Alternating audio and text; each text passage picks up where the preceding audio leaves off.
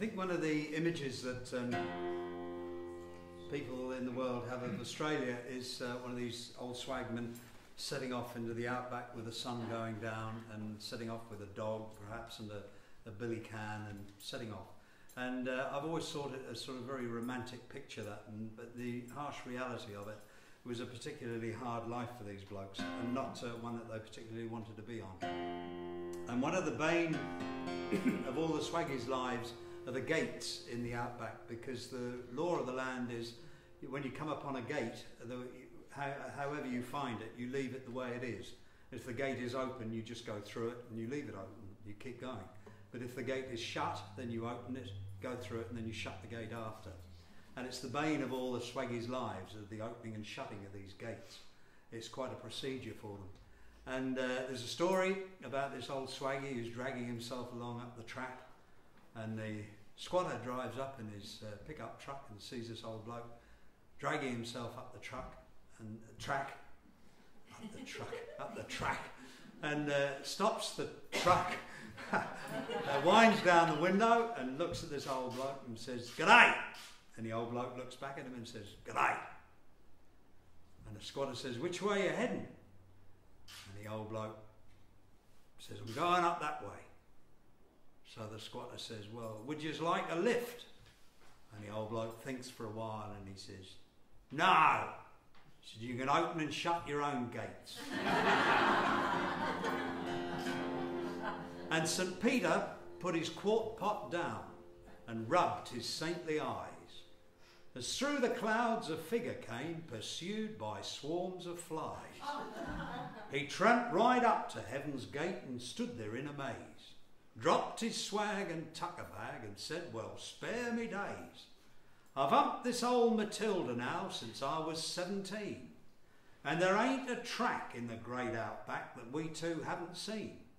But since I'd rolled me final swag, I thought I'd cleaned the slate. But stone the crows before me nose sees another gate.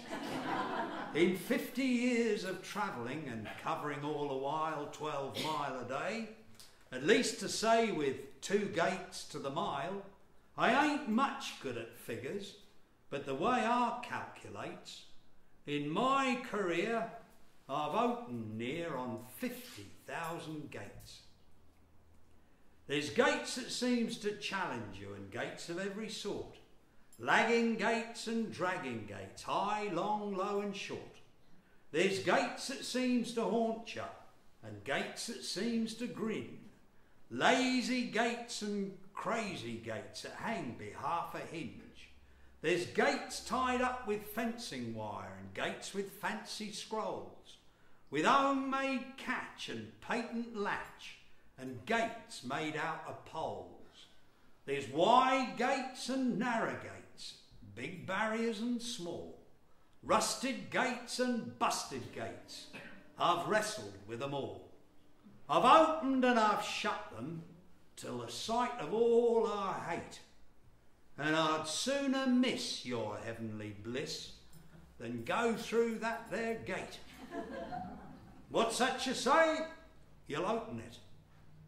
That's what I call nice. And close it too when I've gone through. This must be paradise.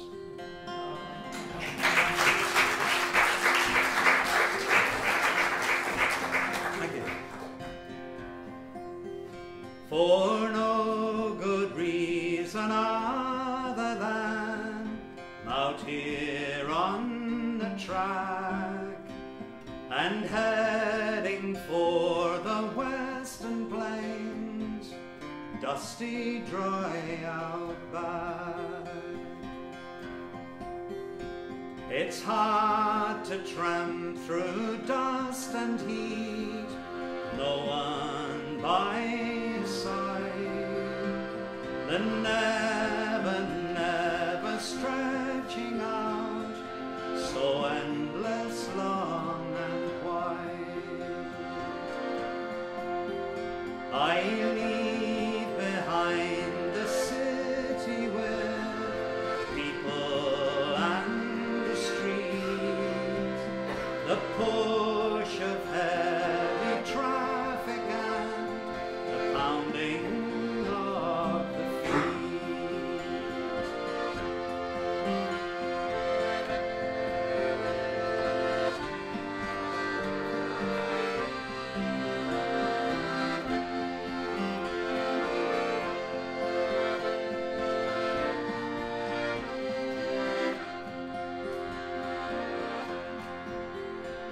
The days are long, the nights come on, stars shine overhead.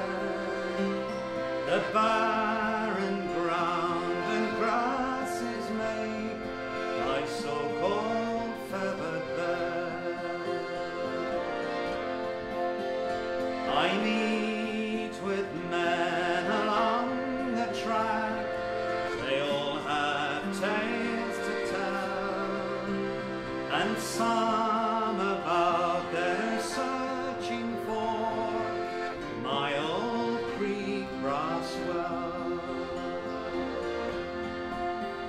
I'm heading for the Lord knows where, just distance in between a river bank or dry flat plain, somewhere I've never been.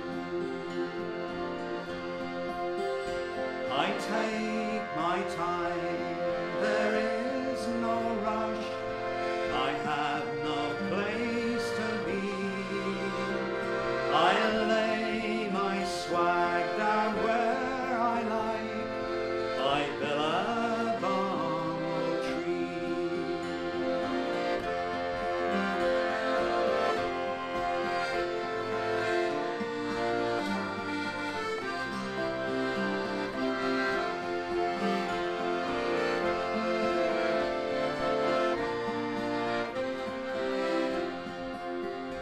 And when my final day comes round, come it surely will, just